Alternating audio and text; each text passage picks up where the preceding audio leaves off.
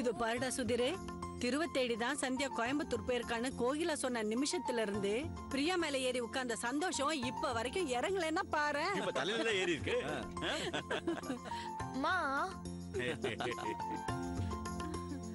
அம்மா, அண்ணனும் அண்ணியும் சேர்ந்து சந்தோஷமா வாழணும் தானே நம்ம இவ்வளவு நாளா காத்துட்டு இருந்தோம். இப்ப நம்ம எல்லாருமே ஆசைப்பட்ட மாதிரி அந்த ஆசை நிறைவேறி இருக்கு.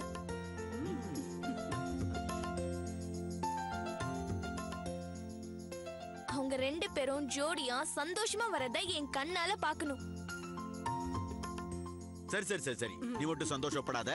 உன் சந்தோஷத்துல தயவு செஞ்சு எங்களையும் சேர்த்துக்கோமா. கண்டிப்பாப்பா.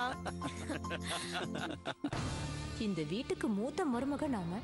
நமக்கு ஒரு நாளாவது இந்த வீட்டுல எல்லாரும் சேர்ந்து குடும்பமா மரியாதை கொடுத்துருக்காங்களா? கேட்டா நான் யாருக்கும் மரியாதை கொடுக்கறது இல்லைன்னு குற்றச்சாட்டு வேற.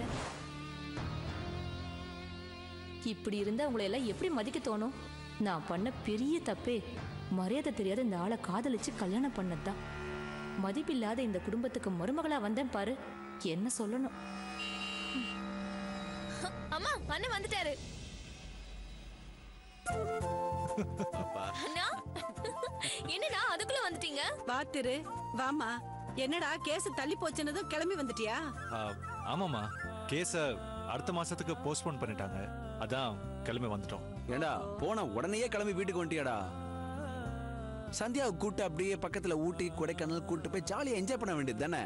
இதான நல்ல டைம். இது போய் மிஸ் பண்ணிட்டியடா. போடா. என்ஜாய் பண்றத பத்தி பேசுற ஆள் யாருன்னு எல்லாரும் கொஞ்சம் நல்லா பாத்துக்காங்க. கட்டின பொண்டாட்டிய ஊட்டி கொடைக்கானல்னு கூட்டிட்டு போக தேவையில்லை.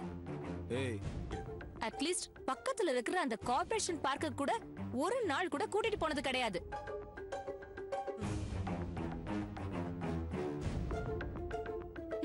இவரும் மத்தவங்களுக்கு சொல்றாரு, ஏன் 2 நாள் என்ஜாய் பண்ணிட்டு வரலன்னு.